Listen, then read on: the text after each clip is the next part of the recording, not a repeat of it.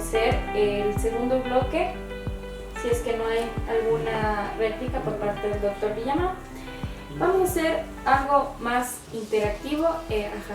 Vamos a hacer algo más interactivo en este momento, porque estas son preguntas generales que surgen de parte de la ciudadanía sobre la violación. Entonces, tenemos en este bloque una intervención de 1 minuto 30, porque pueden surgir réplicas entre ustedes. Entonces vamos a tener varias preguntas. Tenemos alrededor de 7 preguntas. Entonces vamos a iniciar con la primera, que es quien preguntaron también por nuestras redes sociales si es que puede ocurrir dentro del matrimonio un acto de violación.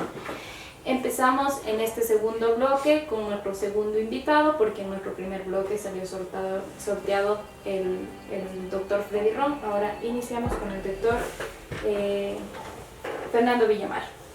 Bueno, mi criterio con respecto a la violación dentro del matrimonio es que sí puede existir violación. El elemento subjetivo es dolo y se tiene que determinar de que existe este elemento de agresiones.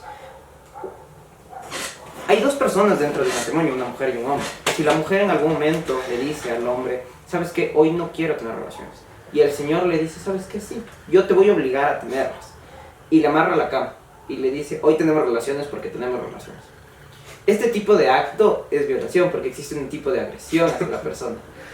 Y está bien, o sea, para mi forma de ver, la violación se configura dentro de una penetración que no es consentida por la otra parte. Y eso se tiene que determinar, no porque exista un matrimonio, porque exista un lazo conyugal previo, ya no existe violación. Sí puede existir, para mi criterio jurídico, dentro de este elemento, porque se configura todo el elemento, todos los elementos del tipo penal, desde el bien jurídico protegido hasta el elemento objetivo, se configuran en el mismo. ¿Por qué? Porque existe una agresión y existe penetración, existe un sujeto activo, un sujeto pasivo y existe el verbo rector, que al final es todo lo que necesitas para poder determinar el tipo. Y no solo eso, sino que con las pruebas, que son dentro del Código Orgánico Integral Penal, se puede determinar de que existió algún tipo de abuso y agresión con respecto a la víctima en este caso. Entonces sí, mi criterio es que existe violación con respecto al mismo. Bien, tenemos la intervención o réplica de la misma pregunta. ¿Puede ocurrir dentro del matrimonio un acto de violación? Bueno, por supuesto que sí puede ocurrir, porque no nos olvidemos que la relación sexual tiene que ser voluntaria entre las partes, y más cuando se hace una utilización de violencia, amenaza, intimidación.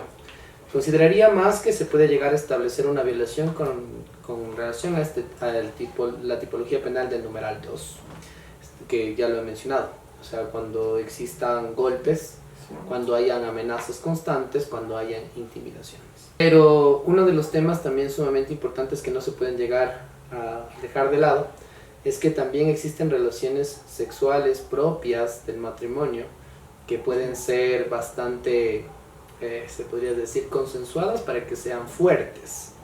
Y esto puede llegar a generar lesiones. Lo que hemos podido llegar a ver dentro del ejercicio profesional es que ha habido cierto tipo de actitudes sadomasoquistas por parte de las personas dentro del matrimonio, y existen eventos externos que hacen que ellos puedan tener algún tipo de problemática, y ahí es cuando existe de alguna forma una mala utilización de la prosecución penal, porque se empiezan a mencionar asuntos que no tienen que ver con la realidad, sino más bien que fueron consensuados en el instante, pero pasaron eventos externos que hicieron que la supuesta víctima pudiera en este caso denunciar. Les doy un ejemplo.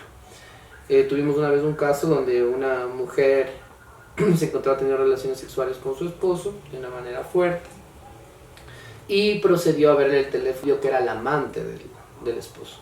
Entonces lógicamente hubo un tema sumamente complicado, hubo una denuncia de por sí, aspectos que son distintos a lo que realmente la ley persigue, ¿no? Que es una justicia adecuada. Bien, justamente la segunda pregunta que se hicieron es esta. ¿Es determinante la violencia en una violación? Creo que cuando existe violencia, creo que en la violación siempre va a existir violencia de alguna forma. pero no de la violencia física como lo decía el doctor siempre. Hay varios tipos de violencia dentro, no solo de la legislación, sino dentro del tratamiento humano de las relaciones sociales. Y ese tipo de violencia hay que determinarla para poder determinar la violación. Y sí, para mi criterio siempre debe haber violencia porque debe haber un ánimo doloso, como lo digo, como lo repito durante varios tiempos, porque la persona tiene que tener esa intención de penetrar a una persona con alguno de los numerales que existen en el Código Orgánico Integral Penal. Y para poder ejercer cualquiera de esos numerales, debe haber esa intención y esta violencia. Y si no existe consentimiento, y tú dices, sí, si una persona está borracha, no existe algún tipo de agresión física, pero sí existe una violencia con respecto a la acción previa que se había desarrollado. Entonces, para mi criterio, la violencia se tiene que analizar no solo con violencia física, sino con violencia psicológica, con algún tipo de presión social. Esos también son tipos de violencia que se deben analizar, porque va más allá de las relaciones humanas que solo simplemente de un golpe o de una agresión física. Es más allá que eso.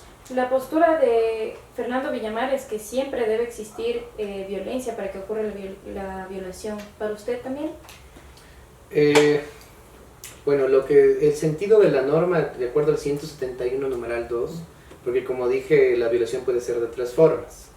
Indemnidad sexual, puede ser por estado de inconsciencia, y asimismo por violencia, amenaza o intimidación, que es lo que nos dice el numeral 2. La violencia tiene que ver justamente con el grado físico, es decir, cuando hay el contacto de golpes, lesiones, ¿sí? Laceraciones, todo eso. Mientras que la amenaza y la intimidación también pueden llegar a generarse. Eso hace que la víctima pueda llegar a cohibirse y por ende no pueda llegar a acceder a tener la relación sexual consentidamente. Entonces, yo no creo que solo la violencia sea determinante para una violación. Creo que la amenaza y también la intimidación son parte importante para que puede llegar a utilizar el agresor para poder llegar a dominar a la víctima. Bien, ¿alguna réplica? Quisiera acotar algo. Hay el numeral 3 de la violación, cuando son menores de 13 años. Incluso puede haber consentimiento y no puede existir violencia. O sea, la parte del numeral 3 es muy específico. Cuando alguien es menor de 13 años, es violación. Entonces ahí incluso puede haber consentimiento, lo que hablábamos hace un momento atrás. Puede haber consentimiento de todas las partes. Menor de 14. Menor de 14 años. Mujeres, menor de 12 hombres. Entonces, ¿existe violación? Sí existe violación en ese caso. Y en ese caso no importa lo que haya pasado, no importa que las dos partes hayan querido o que haya pasado el tiempo, porque además los delitos sexuales son imprescriptibles.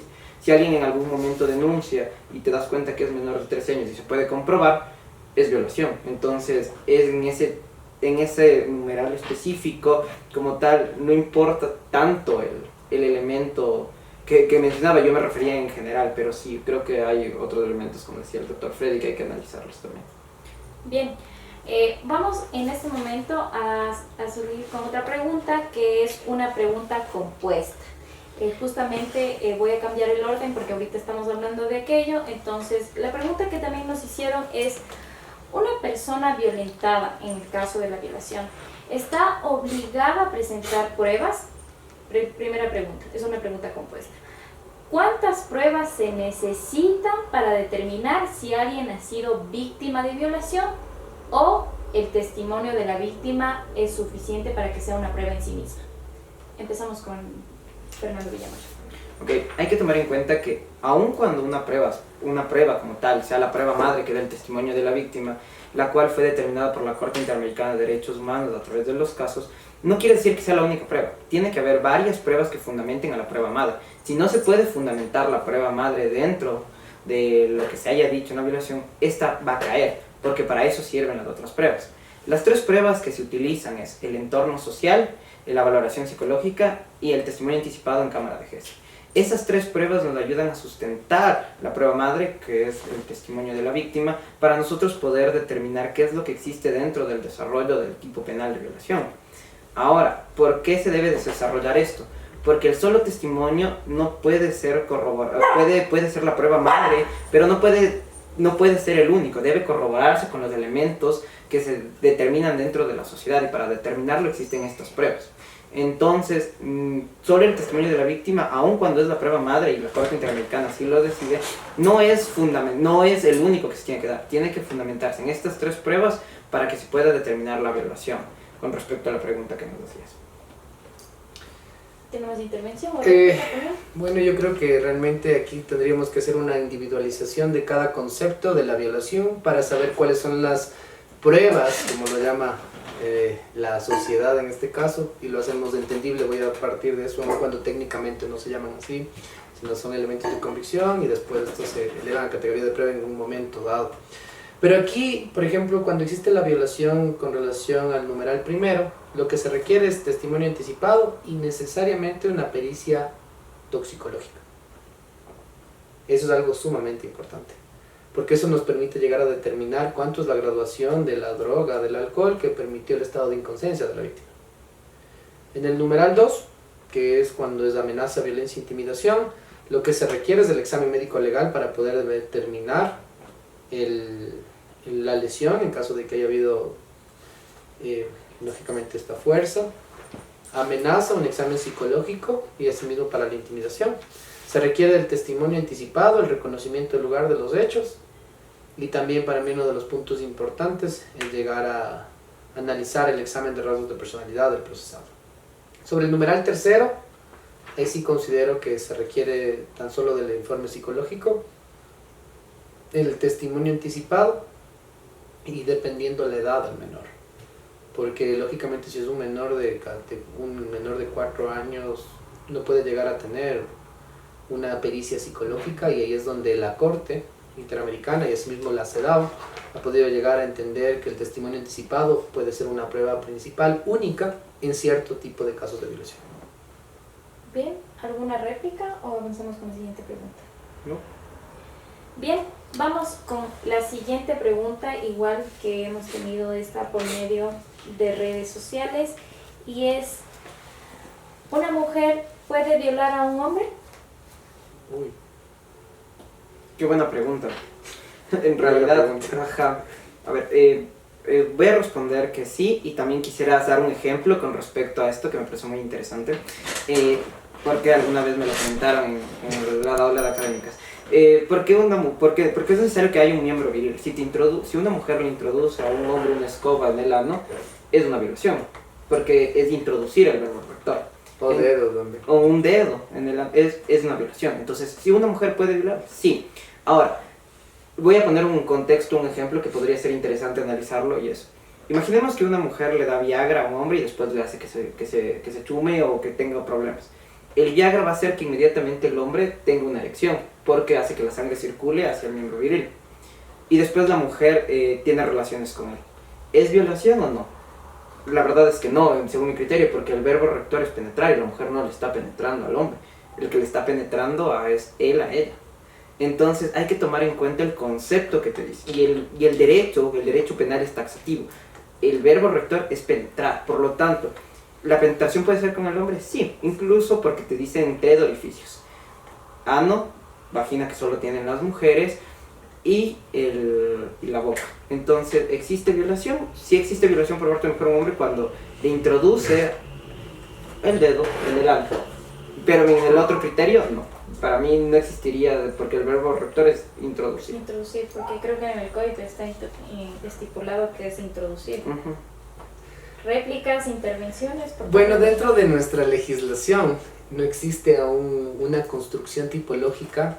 He podido llegar a ver dentro de la doctrina y en otras legislaciones lo que se llama la violación a la inversa, justamente cuando se acopla de una forma más hacia la protección del hombre.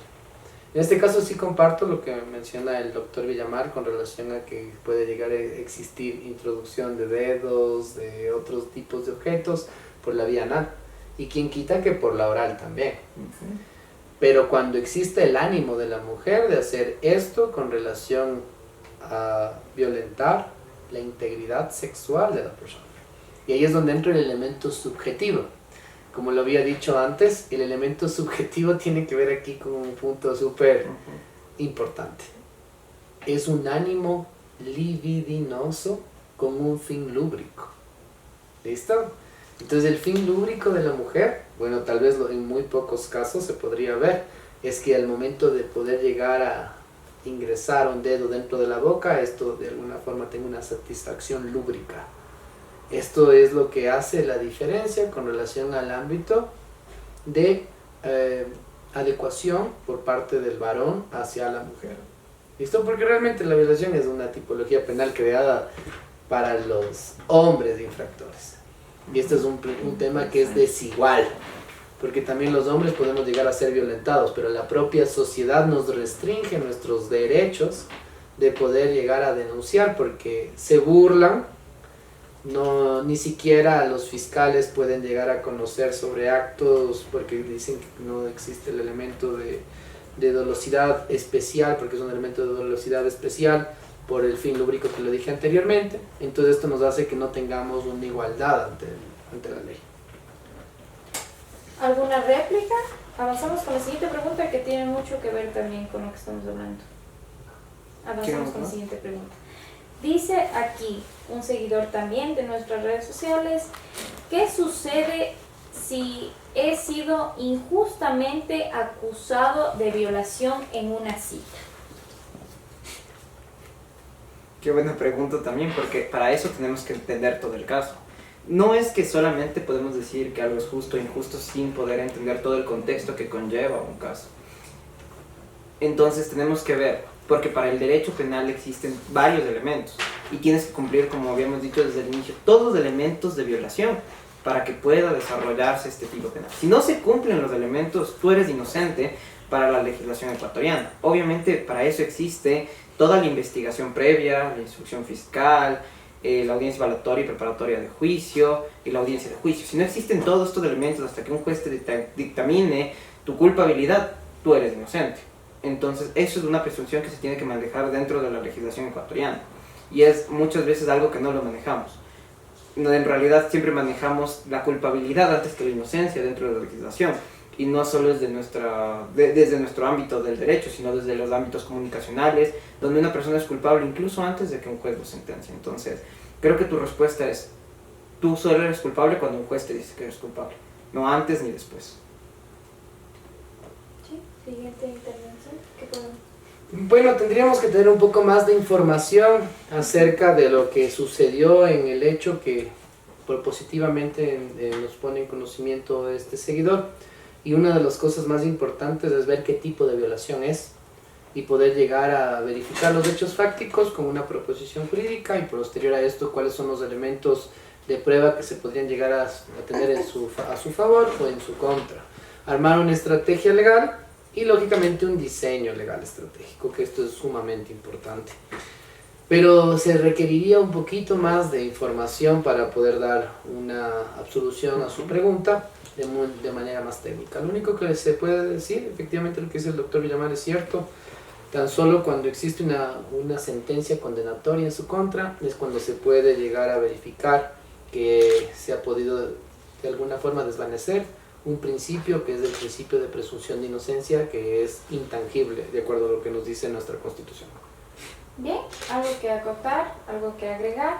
Y terminamos entonces con esta pregunta un poquito larga también que nos surgen desde nuestras redes sociales y la hemos planteado así. La voz popular constantemente se vuelve juez de estos delitos y sugieren castigos como por ejemplo castración química o incluso la pena de muerte para violadores. ¿Es posible pensar un escenario en donde este tipo de sentencias de juicio final finalmente solucionarían el problema de la violación? Yo creo que no.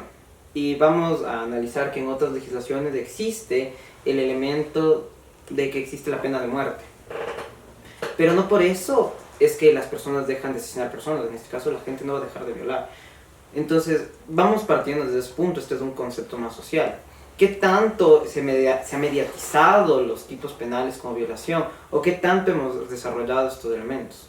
Hay que recordar que en la legislación ecuatoriana lo que se prevé o lo que se quiere hacer con las personas privadas de libertad es que se puedan reinstalar en algún momento en la sociedad. Es una legislación, al menos descrita en la Constitución, que quiere que las personas que son privadas de libertad puedan reinsertarse en algún momento de manera digna, aun cuando en la realidad es muy difícil hacerlo.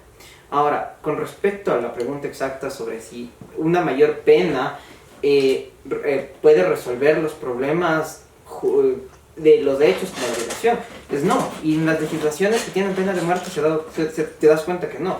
No porque una persona tenga una mayor graduación de pena, porque la pena sea más alta, o porque esté amenazado de muerte, dejan de cometer esos delitos. Sino los países que tienen, como Estados Unidos, la pena de muerte en algunos estados, hubieran dejado de tener violadores o asesinos. Pero eso no ocurre en la vida real. Lo que ocurre en la vida real es que la gente comete delitos por varias circunstancias. Y esas circunstancias van relacionadas con el entorno social, con la psicología, con la forma en que fueron criados, no sé, el elemento de que ese momento se volvió loco y tuvo un ánimo de una violación. Entonces, hay varios elementos que tienen que tomarse en cuenta en este punto. Y no solamente el hecho de que si yo gradúo la pena de manera más alta va a dejar de cometerse el delito. No, creo que la sociedad tiene que ver otras formas para poder corregir este tipo de acciones.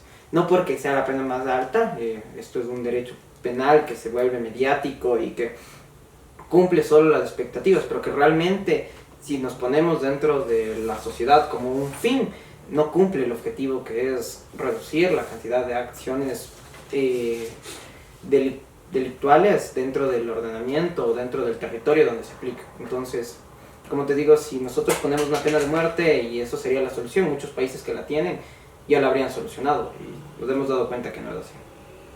Bien. Intervención por parte del doctor Pedro en cuanto a esta pregunta. A ver, bueno, yo creo que la gente cuando hace este tipo de apreciaciones es porque no tiene un conocimiento acerca de las consecuencias de lo que es un delito, una pena, estar dentro de una investigación, y es muy bueno ese refrán social, ese dicho social donde habla que solo se ve el pecado en el ojo ajeno. Cuando he tenido muchos casos de personas que lógicamente están en contra del machismo, pero que han tenido un familiar que ha sido injustamente acusado de un delito de violación. Y ahí es cuando sí han venido para poder llegar a obtener una consulta acerca de lo que se puede llegar a hacer en este tipo de acciones. Yo considero que debe haber mucha gente culpable que realiza violación, muchísimo, pero también sé que hay mucha gente inocente que está en la cárcel. Y que esta gente inocente también tiene un derecho que se le pueda juzgar individualizadamente, sin ningún tipo de presión social, sin ningún tipo de venganza privada, ni tampoco una venganza social. ¿Por qué razón? Porque ahora con el desarrollo tecnológico, quienes terminan juzgando son las personas. Porque los jueces son favorables para la sociedad con relación a lo que considera de un delito. Y es por esa razón que hay muchísimas personas que se encuentran en prisión, en casos sumamente emblemáticos, en casos que lógicamente han llegado a tener un boom en las redes sociales, y esto hace que muchísima gente, hasta sin ningún tipo de elementos de prueba, puedan estar hoy cumpliendo una pena privativa de libertad. Y eso es lo que se tiene que llegar a tratar de evitar dentro de una sociedad a toda costa. Bien, ¿algún comentario por parte del doctor Villamar, asesor del estudio jurídico de Fe de Abogados también? Yo creo que al final el objetivo de la legislación es poder llegar a hacer justicia. Y si no podemos llegar a hacer justicia, simplemente estamos actuando de una manera errónea dentro del ejercicio de la profesión. Y justicia no solamente es condenar a alguien que supuestamente es culpable, sino es intentar demostrar esa culpabilidad y demostrarla a tal punto de que no exista duda, como lo dice la legislación. En este sentido, creo que con eso concluiría y podría ser como que el punto final a mi intervención. Bien, ¿algo más que acotar? Si no, vamos con el bloque de despedida. No, nada más. Bien, entonces vamos con el bloque de despedida, en donde vamos a hacer una invitación a todas las personas que nos están viendo también por nuestras redes sociales en vivo y a las personas que están disfrutando de este producto comunicacional que nace desde la propuesta del estudio del Dr. Freddy Ron. Así que vamos a hacer una corta despedida, una invitación a que podemos atenderlos en cualquier requerimiento legal que todas las personas que nos están viendo lo soliciten. A ver, bueno, yo quiero invitar a cualquier persona que considere que se encuentre injustamente acusado, denunciado, o también aquellas víctimas que consideran que no se les ha realizado una justicia pronta, oportuna, sin dilaciones, a que puedan tener nuestra consulta. Tenemos una asesoría totalmente gratuita para cualquier tipo de estos casos, Contamos igualmente con la experticia suficiente para poder realizar una asesoría técnica, y asimismo lo más importante es que estos tipos de temas no se toca por absolutamente nadie, y es necesario poder llegar a abordar este tipo de conceptos para que la sociedad tenga pleno conocimiento acerca del sentido y alcance de cada una de las propuestas infraccionales del Código Orgánico Integral Penal, sus consecuencias y asimismo las formas de poder tener un conocimiento previo acerca de lo que pueden llegar a evitar o asimismo de lo que pueden llegar a denunciar. Así que les invitamos a que puedan venir a nuestro estudio jurídico. Estamos ubicados en la calle Roca y Amazonas, en el edificio Río Amazonas, piso 7, en la oficina 706. Bien, muchísimas gracias por nuestro primer programa en donde hemos tenido una conversación bastante amena en torno al tema de la violación. Hemos tenido mucha interacción también por Instagram, le mandan saludos doctor, también a Fernando Villamar y agradecen mucho por las explicaciones que ambos han tenido. Muchas gracias, eso sería todo y nos volveremos a encontrar nuevamente en otro tipo de programa, también haciendo un poco de cátedra y entrevista. Con Muchas esos gracias. temas álgidos que nadie quiere hablar. Gracias. Ya.